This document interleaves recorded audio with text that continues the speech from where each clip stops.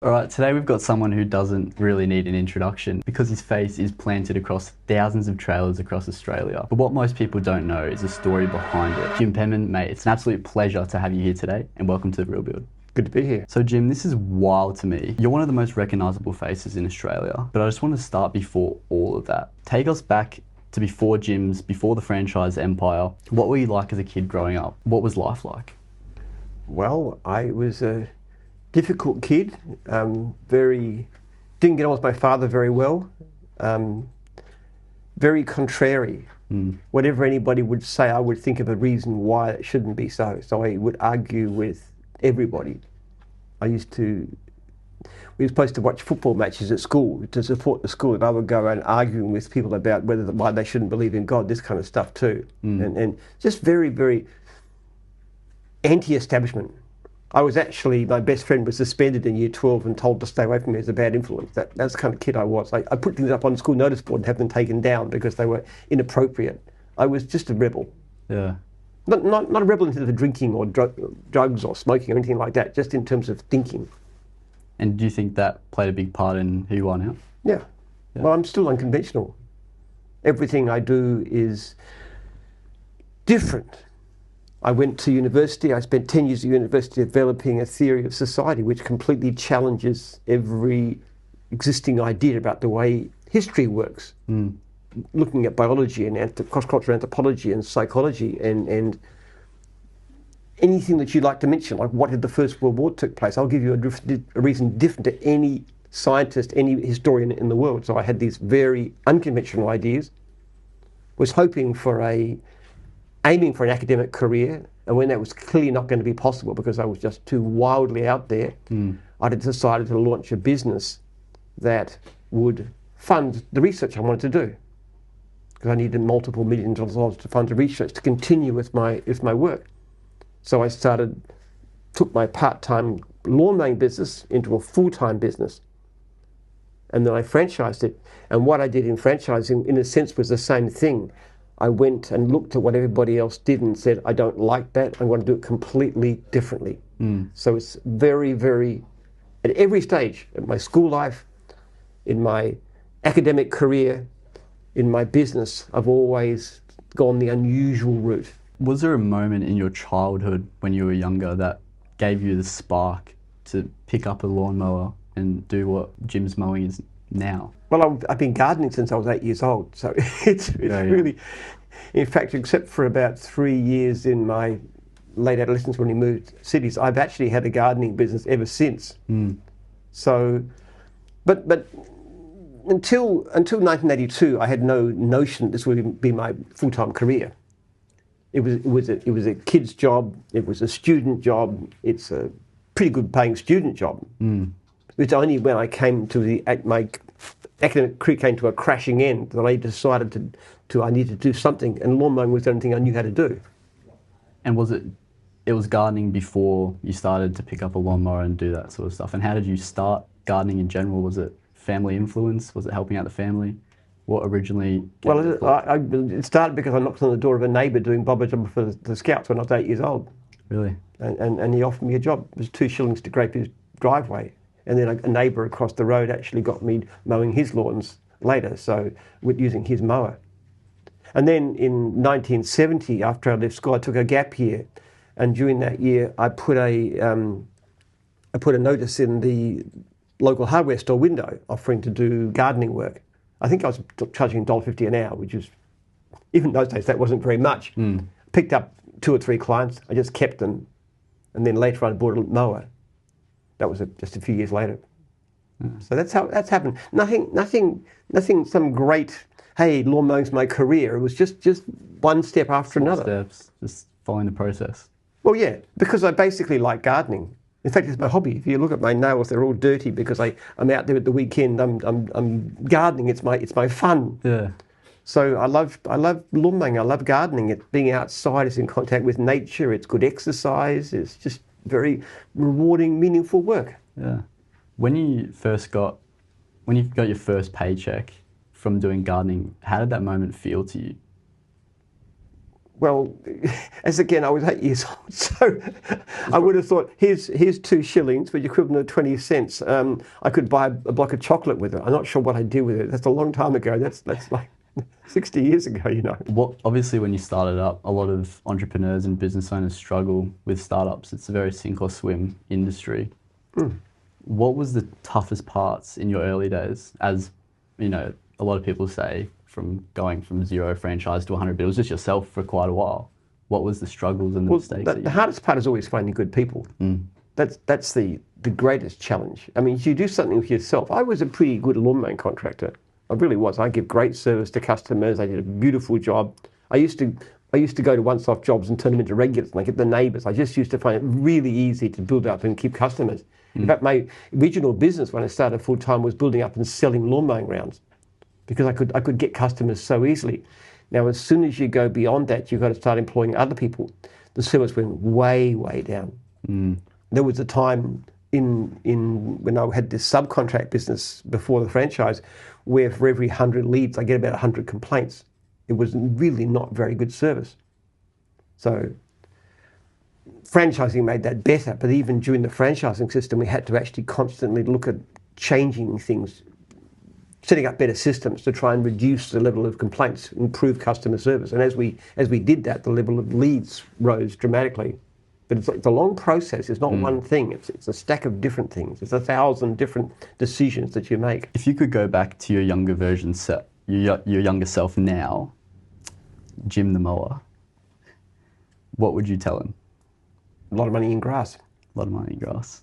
I just didn't have any concept in those days that it could be the major thing. I tried so many different things over the years. I mean, lawn mowing was what I've done from the earliest time, but I've also tried Amway at one stage, which was terrible. I was terrible at it. I've tried a mower shop, a computer shop, a holiday resort, trade exchanges, all kinds of different things. Setting up a psychology institute, building trailers and fiberglass trailers in a factory. All sorts of things I've done. Basically, they've all failed. So the one thing I really should have understood, I wish I had understood, is that lawn mowing, gardening has a real future. But I didn't see how it could be done in those days. I just didn't see the potential.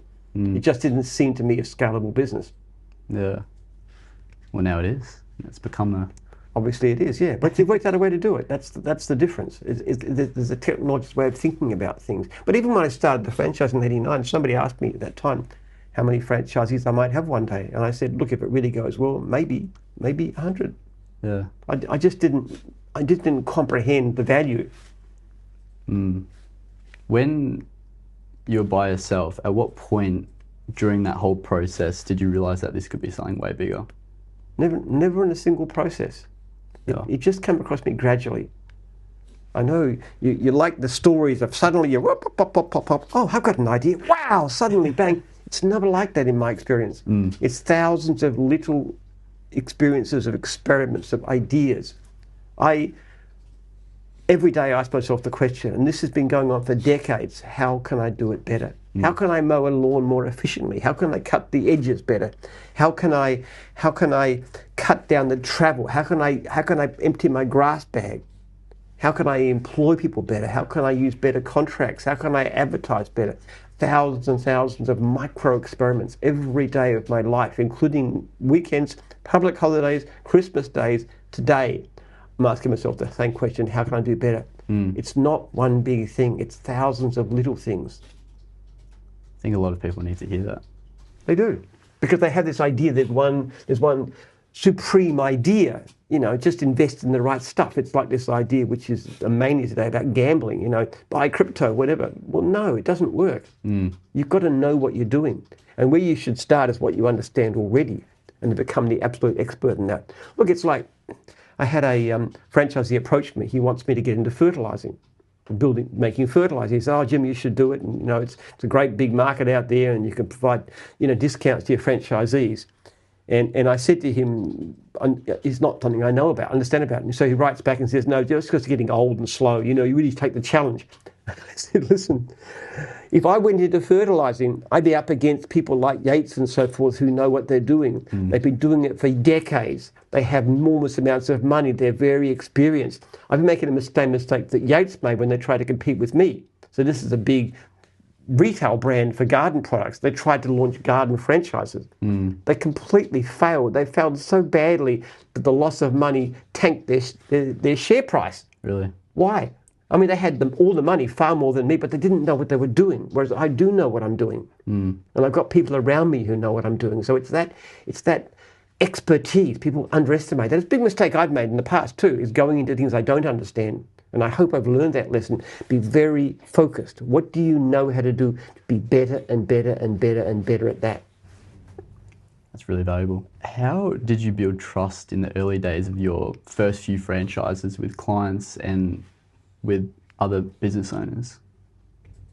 Well, you build trust with franchisees by looking after them. I just was very focused on my franchisees' welfare. In my books, in everything that I do, in my emails, if you saw me have an email, there's a little 3-line thing that says, our first priority is the welfare of franchisees. We are also passionate about customer service. We sign only franchisees and franchisors we are convinced will succeed. Well, the secret of franchising, in my view, is that you put franchisees first. Now, you have to look after customers, because if you don't look after customers, your franchisees are not going to succeed either. But you've got to put your people first. So what I did is just gave them every possible support. Even today, I've got 5,600 odd franchisees. Every one of them has my phone number and my email address. And so far today, I've had about 6 franchisees approach me about different issues.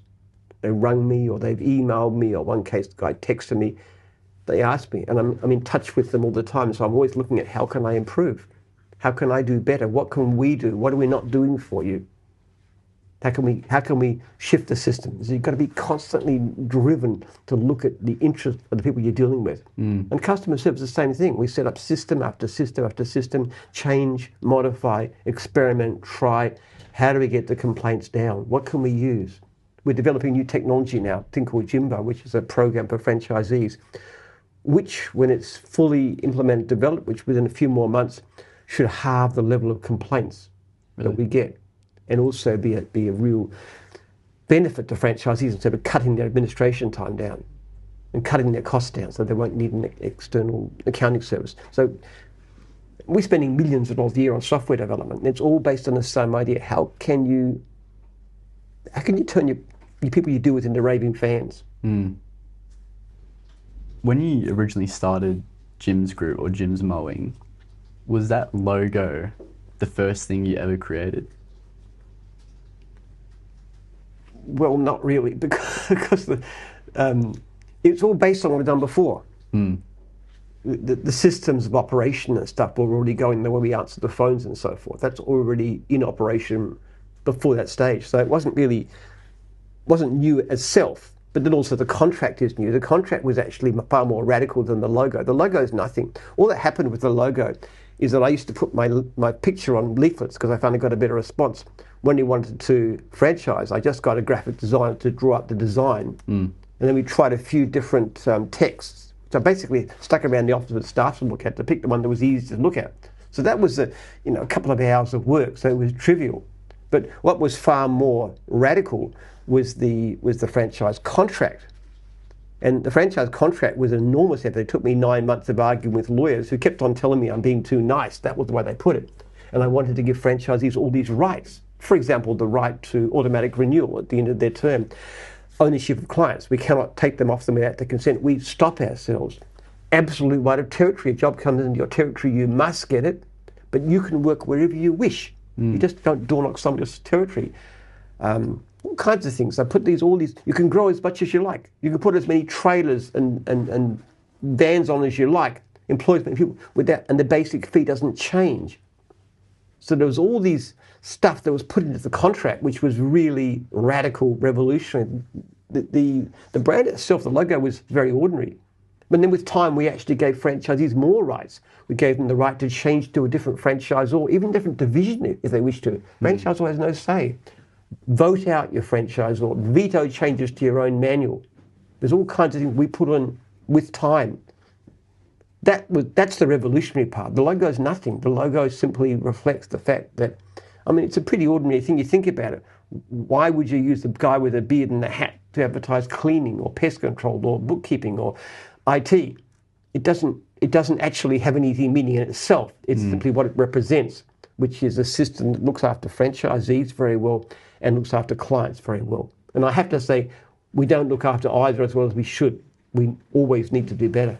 How did you end up protecting your brand's reputation when you were scaling? Well, actually, we got better at it because as time went on, we actually worked out ways to improve our service, largely through the use of IT and systems that are related. So, for example, when a customer rings, we have a system, we set up a system so that we actually know how many franchises are down for work. So you might come, a lawn mowing lead might come in. There might be 20 franchisees who work in that area. Now, we will know exactly who is available to take the work. And there might be 19 can't take it, but one can. We give it to them. They're under an obligation to call back within 2 hours, ideally within minutes. If they don't do that, they can get a complaint. Complaint can have serious consequences. There's a whole system of operation. And actually what happened with time is that as we scale, we actually got better. The bigger we got, the lower the level of complaints we got.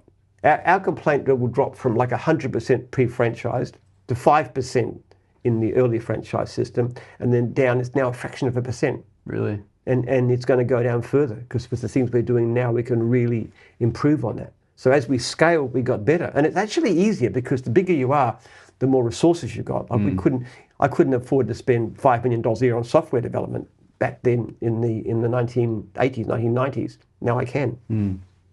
Yeah, wow. Fraction of percentage now. Yeah. It's a more than 99% reduction in complaints since pre-franchise days. That's very impressive. And as we've done that, and as we've noticed, as the complaints go down, the leads come up. We've got hundreds of thousands of unserviced leads, which we never used to have in the old days. That's because our service is so good, the demand is there. And in terms of, you've now got about 50 divisions within Jim's group. How do you keep the original DNA and the culture throughout all the divisions with Jim's group? Every franchisee comes to franchisee induction training, which is a 2-day course we run every 3 weeks. We have about 100 people at a time. The first time they come, I'm there, the founder of the company, talking to them about the Jim's ethos, service to customers, service to franchisees, going through it really passionately, talking about it. I get to meet the franchisee, the prospects during the training. I try to talk to all of them. I do another session before leaving about income and so forth and support. I tell the franchisees, I give them my phone number, my email address. I say, you contact me if you need to. And then when they do, I follow them up and I answer them and I do whatever I can to help them. Sometimes I've got to say, no, we can't do that, or this kind of thing. That's not uncommon. But I'm always there. I also train the franchisors. When the franchisors come to training, the first session they get in their franchisor training is a session from me talking about selection process, obligation to franchisees. So you have books, which we give to people, the book, which actually expresses the values of the company. So what actually has happened is that because of this propagandizing, because of this constant talking, the values are fairly widespread. And you've got to walk the walk. It's not just talk the talk. You've got to actually do the things you say. So when we say franchises are important, that means we've got to respond to them when they've got problems quickly, effectively, do whatever we can at every level. So that culture becomes very widespread. People are indoctrinated into it. And also the ones who share these kind of values tend to be the ones that come through. They're the ones that are attracted to it. And the ones who will show it most and the most successful, the ones we recruit to be franchisors. We had a guy, Brian Duckett, out to do one of our national conferences, to talk at a national conference, and he'd been involved in dozens of different franchising businesses over the years. And he said he's never seen anything like Jim's, and that crucial difference was that our franchisors really cared about franchisees. They really do. I get requests for things like they want to reduce their fees, for example, all kinds of things which are bizarre. I get requests to say we don't want to raise our fees this year because my franchises are struggling. This is the franchisor saying this, not me. Which is heartwarming. When we had a situation in COVID where people were, in Victoria, were forbidden to work, franchises were looking after each other. The franchisors who weren't charging fees because they weren't allowed to work, so we can't charge them fees, they actually worked harder in that period than before or since because they were talking to their franchisees. They weren't paid, but they cared for them. So what you've done is developed a culture which attracts a certain kind of people, keeps a certain kind of person and produces this ongoing indoctrination process by which we talk about values. And if you look at the book like Good to Great, like Jim Collins, you've read any of those, Built to Last, Good to Great? I haven't read them, but one of the things that they said was that ongoing great companies, and Jim's is a very small company by comparison with the ones he was talking about, but ongoing great companies tend to have a culture which is very widely shared from the mailroom to the CEO. Everything else changes, but that core culture doesn't. And that is what Jim's is about. We've got this core culture of service. We are incredibly changeable. We're always changing things. We're always developing. We're always having new systems in place. But the core values don't change. Service to franchisees, service to customers. yeah, that's really important, especially in any business. When you think of young entrepreneurs today, what do you think a lot of these entrepreneurs misunderstand, and what key things should they have in mind and not do when starting up a business? You know, you get these ones who are put forward as the great upcoming heroes, the under 30. Yeah. Half of them end up in jail because what they tend to do is to take the shortcuts. They do the easy way. They want to become rich quick. I've just finished reading a book about Enron, which is an energy company. It's such a disaster, and the way they did that, it was all focused on the stock price and just blitzing and convincing people it was worth more and more and more, and then eventually faking the counts to keep the stock price rising, and they just lived like a high off the hog. That kind of attitude, that kind of get rich quick mentality is, to me, it's poison. And I think people do get rich, but most people who do that kind of stuff just get bust. And I think even if you do become rich in that way, it's an evil way of making money because you're not creating real value. I admire people like Warren Buffett, Charlie Munger, those people who develop and support and control great businesses, and just long-term thinking, constant improvement, great managers, long-term thinking, invest in research, invest in the future, just give quality at every level of what you do. That, it's not as exciting, but it's far better in the long run. In terms of long-term thinking, where do you see Jim's Group in the future, especially with the new generation of AI and adopting all these new technologies within your business? Where do you see Jim's Group? We're just simply going to get better. We're going to have better technology to actually provide better service to our franchisees, better service to our customers. We can see tremendous potential in that. We use AI quite extensively already. We use it in the programming. I know, for example, our programmers are about 20% more effective than they used to be a few years back because of AI. It's like they say it's like a rather stupid junior programmer. So you can set it up and get to do certain things, then you have to go and check it and so forth. But it does actually save a lot of work. We use it in other areas too. There's a system, we use promotion. There's a system, if you go jimpenman.com.au, there's a digital version of me. I think I've seen that. Which is more than a million words of all I've said go into that. And it actually gives remarkably good answers to questions. I've tried it myself. And if the answers aren't right, then we put something else in. So it's that's incredible technology. Yeah. So we're using AI. But the core mission is the same. That doesn't change us. We still do what we serve our people. That's what we do. Technology is a fantastic way of achieving that. Technology gives us a unique ability to be able to do better service at a lower cost. See, when I started off gyms in 1989, the actual cost of running the system I wanted to support was more than the fees I was charging, significantly more. I was actually, it's a kind of Ponzi scheme in a way, because I was actually funding myself from franchise sales. The fees weren't high enough. But then when we developed automated systems, then the costs come down and down and down and down. So that's kind of the way that it's operated. The technology is absolutely key. You couldn't do what we've done without technology. For sure.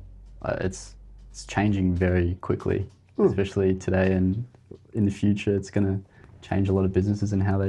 And that's the exciting thing too, because if you're at the forefront of that and you see what's going on and you jump in and take advantage, the world is changing so much. People who don't change just get swept aside. Yeah. And we always want to be on the forefront of using whatever's available. Because of our scale in our industry, we actually do it better than anyone else. We don't do it well enough.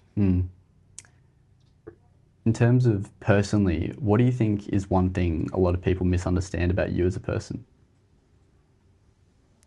I think I'm incredibly capable. But I know a lot of different things which I don't know. I'm actually very bad at doing almost everything. I'm not good at social media. I'm not good at finance. I'm not good at administration. I'm not good at documents or compliance. I'm not good at most things that you could possibly think of. I'm not good at most of the divisions that we handle. I'm a fairly decent lawn mowing contractor, though a bit rusty at this stage, but I don't know anything about pest control or test and tag or any of those things.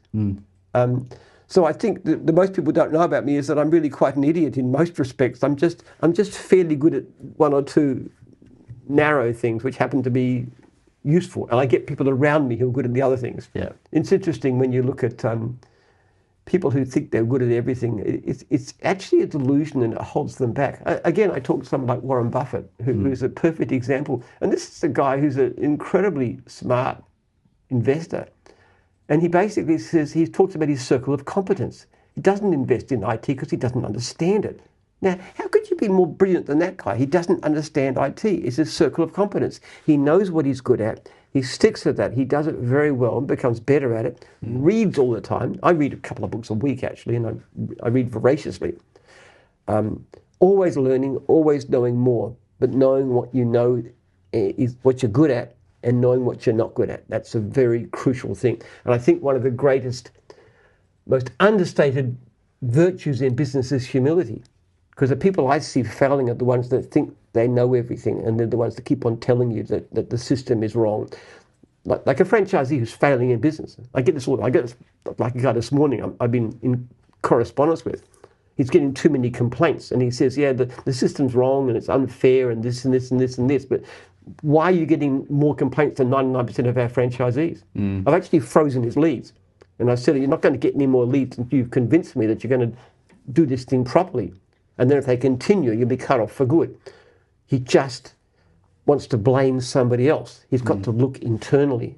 And that's the biggest problem people have is they blame everybody else. They blame the economy, they blame the government, they blame the clients, they blame the workers, they blame everybody else. They've got to look internally. When you point a finger, there's three fingers pointing back. Wow. That was very inspiring. With everything that you've built, what are you most proud of? I'm proud of the fact that my franchisees and franchisors care for each other. Genuinely. That is the thing, more than numbers, more than profit, more than anything. It's just that there's a culture of caring. We had a shocking situation a few years back in Western Australia where one of our franchisees went berserk. He killed his little girls, his wife, and then his mother-in-law. He killed them. Really? I mean, terrible demons. It wasn't his business, I must say. It was just awful things. And everybody was so shocked by it. I flew across to Perth to address the franchisees. We met in a room over there, and most of the franchisees in the state were there. And you got to understand that most of them don't even know this guy. They never met him, but they just knew what happened, and they felt for this terrible disaster. And I asked them what we could do to reduce the chances ever happening again. They came up with a whole bunch of ideas. One of them was that we should send out the numbers of emergency services. So we now got French booklets printed. All the emergency, the psychological help, we give it to franchises, put it on their fridge. So if you ever have a problem, you look at that. We introduced training, mental health training for our franchisors. So everybody, including myself, goes through a course where you learn how to deal with problems of mental illness. We employed a psychologist, a psychologist now to provide free online, over-the-phone counselling to any franchisees who wants it. And they're really getting great results. They don't tell us who they approached them, but it's completely free, completely anonymous. And one of the things they suggested at the time was that franchisees themselves could act as unpaid mentors. And I said, look, that's a great idea, but it's so much work to be done for just to help your fellow franchisees. I said, would anybody be interested in volunteering for such a job? And you know what? Most of the people in that room put up their hands. That level of caring in the worst thing that ever happened to this company was just, it was very moving. If you were starting from scratch from everything you've built now, or is there anything that you would do differently? Oh, everything. I didn't know what I was doing. When I started the franchise, I didn't even understand meetings. I didn't understand the value of meetings, why they're so important. I didn't understand how often to have them. I had the wrong fee structure in place, which I changed with time. I did so many things wrong. I really did. I didn't understand the value of how it could be extended to other divisions. It took me a while to figure out you could do it for things like cleaning and stuff. And most of the people insisted it wasn't my idea. They just said, why don't we use Jim's cleaning? It's a mowing image. I didn't understand the importance of technology. If I knew what I knew now, instead of having a arguing with my lawyers for 9 months, I would have written my own contract, which could have taken me no time at all with what I know now.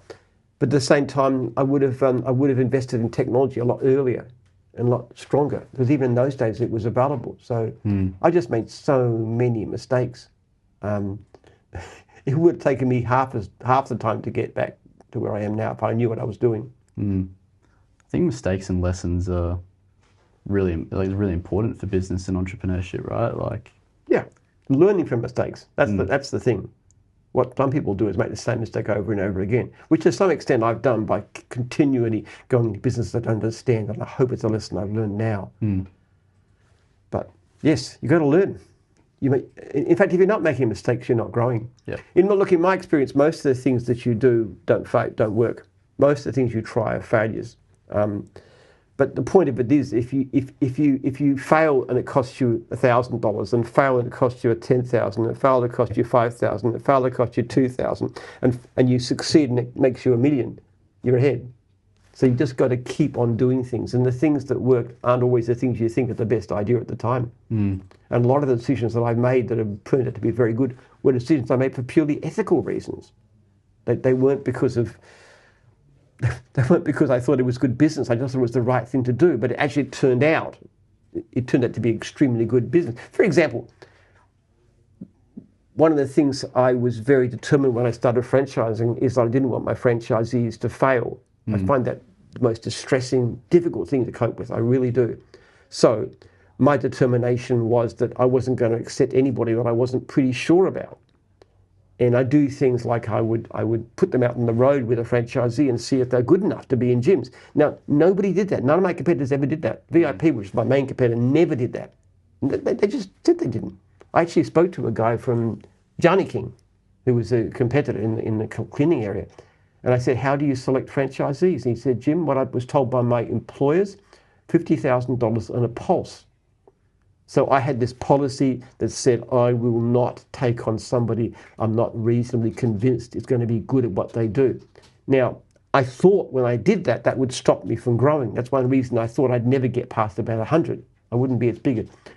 But in practice, it turned out to be a very good business decision, because what it meant is that when somebody came to see me about a franchise, and they'd say, why would I buy a franchise from you when you're running it from your basement instead of this company that's got international offices and everything else, international interstate offices? I'd say, okay, here's a list of my current franchisees with their phone numbers.